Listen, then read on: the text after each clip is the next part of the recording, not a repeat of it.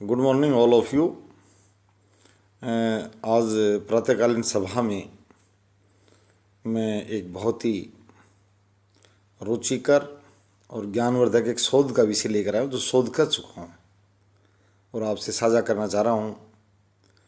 भारत का राजनीतिक दृष्टि से सबसे सक्रिय जो कहते हैं ना पॉलिटिकल एक्टिविज़म, जैसे जुडिशियल एक्टिविज़म होता है उसी तरह से पॉलिटिकल एक्टिविज़म सक्रिय राजनीति जो 21वीं शताब्दी की अगर मानी जाए तो उसमें हरियाणा का चरखी दादरी ज़िला वो टॉप पर है पूरे देश में। जो 700 के आसपास जो ज़िले हैं उनमें राजनीतिक सक्रियता के मामले में हरियाणा का चरखी दादरी जो ज़िला है वो टॉप पे है। सभी जो देश के और विदेश के राजनीति विज्ञान के शोध कार्य से जुड़े छात्रों, प्राध्यापकों, विचारकों और लेखकों को आमंत्रित करता हूं कि वो चरखी दादरी को, जिला चरखी दादरी जो हरियाणा का ज़िला है, उसको अपने शोध का केंद्र बनाएं। जो चैनल भी या राजनीति विज्ञान के शोधार्थी भी जो समय समय पर बात कर रहे थे भी राजनीति सक्रियता है और लोग सक्रिय राजनीति वहाँ होती है जहाँ लोग नए चेहरों को चुनते रहते हैं।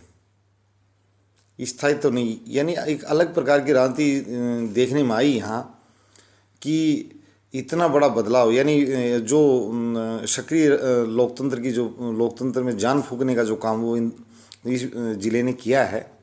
इसमें 2 विधानसभा क्षेत्र हैं, बारडा और चरखी दादरी। मैं सबसे पहले आपको ये बताना चाहूँगा कि यहाँ बारडा में पिछले जो 5 चुनाव हुए हैं विधानसभा के, सन 2000, 2004 और आपका 9, 14 और उसके बाद में 19, तो 5 बार में अलग अलग व्यक्ति, 5 विधानसभा में अलग अलग व्यक्ति निर्वाचित हुए हैं। बारडा से सन 2000 में रणवीर सिंह मंदोला, 2004 में श्री धर्मवीर सिंह, 2009 में श्री रघुवीर छिल्लर, 2014 में सुखविंदर मांडी और 2019 में श्रीमती नैना चौटाला। यानी 5 जो विधानसभा चुनाव हुए, 5 बार अलग अलग व्यक्ति विधायक निर्वाचित हुए हैं। इसी प्रकार से चरखी दादरी सन 2000 श्री जगजीत, 2004 श्री नरपेंद्र, 2009 श्री सतपाल सिंह, 2014 श्री राजदीप और 2019 श्री सोमवीर सांगवान। यानी चरखी दादरी जिला के दोनों विधानसभा क्षेत्र ये दिखा रहे हैं। ऐसा उदाहरण सब तरह से सर्च किया गया है और मैं ये आमंत्रित कर रहा हूँ किसी व्यक्ति जो प्रतिवादी अगर कोई बने कि इतनी सक्रिय राजनीति का उदाहरण भारत के किसी ज़िले में अगर हो तो उसका स्वागत वो बताए। हम उस भाई का सम्मान करते हैं, उसको आमंत्रित करते हैं। और इसीलिए मैं जो अपने पहले कहा कि एक विचारक के रूप में सिर्फ अरस्तु को न पढ़ा जाए, हम भी राजनीति विज्ञान को शिखर तक ले जाएंगे। कहते भारत सबसे बड़ा लोकतंत्र है, तो लोकतांत्रिक व्यवस्था चलाने के लिए विचारकों की आवश्यकता पड़ती है, विचारों की आवश्यकता पड़ती है। मैं इसके लिए चरखी दादरी ज़िले को धन्यवाद देता हूँ, आभार व्यक्त करता हूँ धन्यवाद के साथ साथ कि वो ज़िला इसी प्रकार से भविष्य में भी अपनी देश और विदेश में धाक बनाए रखें। और वहाँ से निर्वाचित होने वाले विधायकों से भी मैं आह्वान करता हूँ, उस ज़िले के निर्वाचित होने वाले विधायकों से, भावी जो वहाँ प्रत्याशी जो मैदान में हैं या जो सक्रिय राजनीति भाग लेते हैं वो वहाँ अच्छे अच्छे मुद्दे उठाएं और उनको लागू भी करवाएं।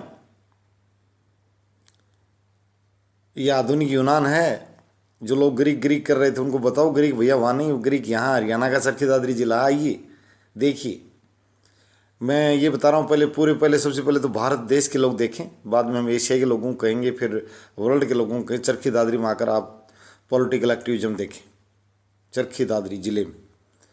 बड़ी अच्छी बात है कि इतनी जागरूकता के साथ उस ज़िले के लोग मतदान करते हैं और नए नए चेहरों को चुनकर विधानसभा में भेजते हैं।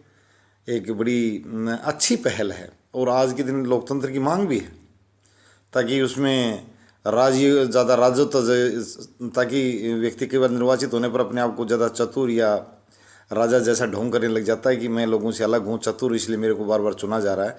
ऐसा नहीं, वो लोग वास्तव में सक्रिय राजनीति का, लोकतांत्रिक व्यवस्था मजबूत करने का चरखी दादरी के ज़िले के लोगों ने काम किया है। और मैं भारतीय नेताओं से भी कहना चाहता हूँ, अलग अलग राज्य के मुख्यमंत्रियों से और केंद्र सरकार के नेताओं से, कि आप एक बार चरखी दादरी को जरूर पढ़ें, सुने और देखें वहाँ की राजनीति को, और उस पर सभी अपनी टिप्पणी जरूर करें, ताकि देश में एक अच्छा संदेश जाए और भारतीय लोकतंत्र का जो संदेश विदेशों तक जाए। क्योंकि मुझे एक राजनीति विज्ञान के प्रोफेसर ने एक दिन बताया था, साझा की थी मेरे से बात, कि झुंझुनू जिला राजस्थान का, उसने एक बार उदाहरण पेश किया था। लोग कहते थे भाई वहाँ, अभी भारत अमेरिका में वो बता रहे थे कि अमेरिकन लोग चर्चा करते थे, वो वहाँ के अखबार और नागरिक, कि भारत में अभी नाम मात्र का लोकतंत्र है, वहाँ जनता बड़ी शिक्षित है। ये वो 1971 या 72 के चुनाव की बात कर रहे थे, लोकसभा चुनाव की। तो उसमें यही बात सामने आई थी कि 1972 के आम चुनाव की बात कर रहे थे कि जनसंघ के टिकट पर आज घनश्याम दास बिड़ला, श्री घनश्याम दास बिड़ला जी, जिनकी अंतर्राष्ट्रीय स्तर पर धाक थी, एक उद्योगपति के या पूंजीपति व्यक्ति के रूप में, उनके सामने एक सामान्य से व्यक्ति खड़ा था, शिवनाथ गिल, और बिड़ला जी को हार का मुंह देखना पड़ा वहाँ। तब लोगों ने कहा था कि गलत संदेश है कि भारतीय लोकतंत्र में पैसे का बोलबाला, ऐसा कुछ नहीं है। स्वयं बिड़ला जी मैदान में आए थे और वो बुरी तरह से हार कर पेविलियन लौटे। तो भारतीय मतदाता बड़े जागरूक हुए। ये बात 1972 के चुनाव के, आज से करीब 50 वर्ष पुरानी बात, 49 ईयर्स मान लो मैं उस कर रहा हूँ। तो उस लोकसभा चुनाव ने अंतर्राष्ट्रीय स्तर पर चर्चा, भारतीय मतदाताओं की धाक जमाई कि वहाँ अकेला पूंजी का बोलबाला नहीं है, जनता जो है वो बड़ी समझ के साथ वोट डालती है, चाहे वो निरक्षर लोग हों, साक्षर न हो, कि उसमें इतनी शिक्षा का बोलबाला नहीं था। आज तो खैर निरक्षरता तो कोई शब्द ही नहीं है, लगभग खत्म सा है समाज से, सभी लोग शिक्षित हैं। तो चरखी दादरी जिले की राजनीति और चरखी दादरी की तुलना प्राचीन यूनान से करना बिल्कुल सटीक है। और मैं बिल्कुल ये देश के मतदाताओं से, नेताओं से, कि भैया आप एक बार चरखी दादरी की राजनीति को जरूर पढ़िए, देखिए और अपनी टिप्पणियाँ कीजिए, और अपने ज़िलों को भी इतना ही राजनीतिक सक्रियता से भर दीजिए, ताकि देश का लोकतंत्र जीवंत हो उठे, सजीव हो उठे, और स्वस्थ लोकतंत्र का उदाहरण विश्व के सामने हम रख सकें। धन्यवाद।